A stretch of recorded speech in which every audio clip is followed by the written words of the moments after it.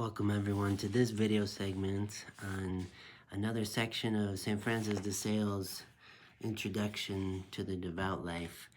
Third part of the introduction, sections 1 through 10 for this segment, all about humility. This is a fantastic section and just can't help but focus in on some quotes. Beginning on page 121, humility, St. Francis de Sales says, is what drives Satan away. That's good to remember. We want to drive Satan away, and the best way to do this is grow in humility, be more humble. I think it's a line in the book of Proverbs, humble yourself, the greater you are, and you will be loved more than a giver of gifts.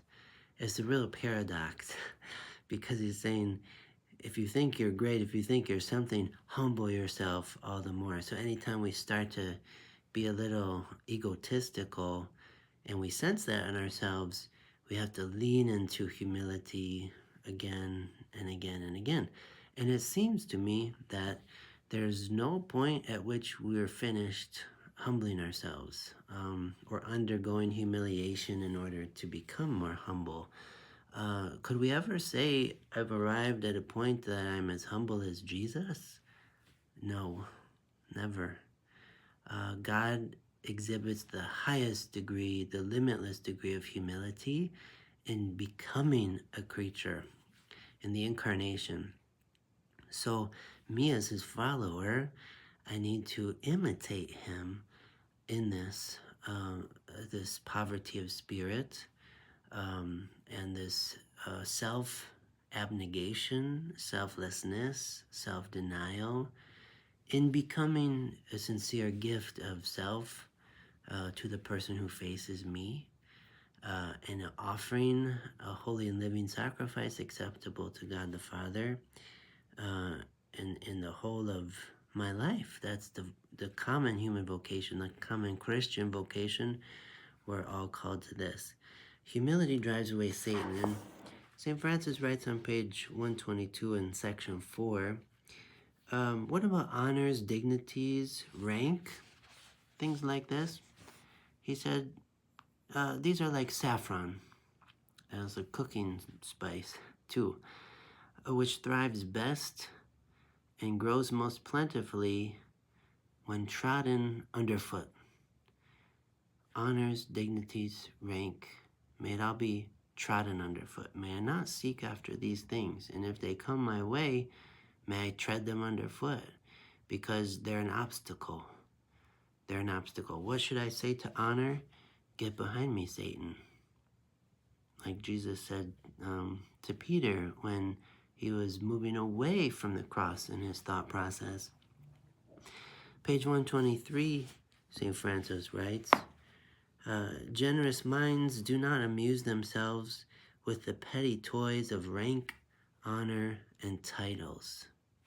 Forget about it, he says. Rank, honor, and titles, chasing after all these things, prestige, esteem from people. It's not real. It's not of substance. Period. Page 124 into 125, section 5. St. Francis says that true humility does not make a show of itself and hardly speaks in a humble way. It not only wants to conceal all other virtues, but most of all, it wants to conceal itself. Wow. A redoubled paradox of humility here, that humility doesn't even want to be recognized. That's really amazing. So he's not saying act arrogant to hide your humility, because that would be sinful. But he is saying that even if you've sent yourself growing in humility, don't let anyone know about it. Don't pretend to tell someone about how you're becoming more humble. It's a very interesting phenomenon that humility desires to remain in secret, growing in secret, like that saffron being tread underfoot. He says a truly humble man, further down, prefers that another tell him that he is a sorry fellow, that he is nothing at all, and that he is worth nothing, than to say it himself. You prefer someone else points out your weaknesses, rather than being affirmed and being told how great you are and praised and all these things. This is very Ignatian too. All the saints talk like this, really. But Ignatius of Loyola in his spiritual exercises says very similar things. Instead of wealth, desire poverty. Instead of health, desire suffering. Instead of honor, desire ridicule, mockery, persecution, social, what could you say, social unacceptance sometimes. He said, prefer to suffer with Christ, be despised with Christ, be like a pariah like Christ. It's not natural. Obviously, it's not what we tend toward naturally as human beings. We want to be accepted and liked and held in esteem by people. But at the same time, we have to become more like Christ, who put all those kind of things aside to show a greater love. Because love is all about self-forgetfulness in the end. On page 129, in section 6, St. Francis says, we must love abjection. What is it to be abjected? To be humiliated, to be shamed, to be dishonored, to be even forgotten by people sometimes. Not because you're such a sinner, but because you're such a sinner. I'm not the featured attraction after all. Jesus is. And if I'm ever in the business of pointing to myself instead of him, I'm not living true discipleship. I'm going the wrong way. Then on page 132 in this edition, this is section 7. We read with St. Francis that we should ignore and despise an injury or calumny as a far more effectual remedy than resentment, fighting, and revenge. So this is really helpful advice because all of us are mistreated, maybe daily, and by another person, and we wonder what's the virtuous thing to do. And I think sometimes virtue itself can raise the question of, maybe I'm being not assertive enough and I need to go tell this person what's what, and I need to fight. I need to be, in the name of the cardinal virtue of courage or fortitude, I need to go fight him. I need to seek revenge. I need to get even. He's saying, no, don't do that. St. Francis is saying to ignore and despise an injury, a calumny, is a far more effectual remedy than going after revenge, going after getting even, getting angry. He says further on in this section, while it's legitimate to be jealous of our reputation, we should not be idolatrous of it. This is that growth in humility.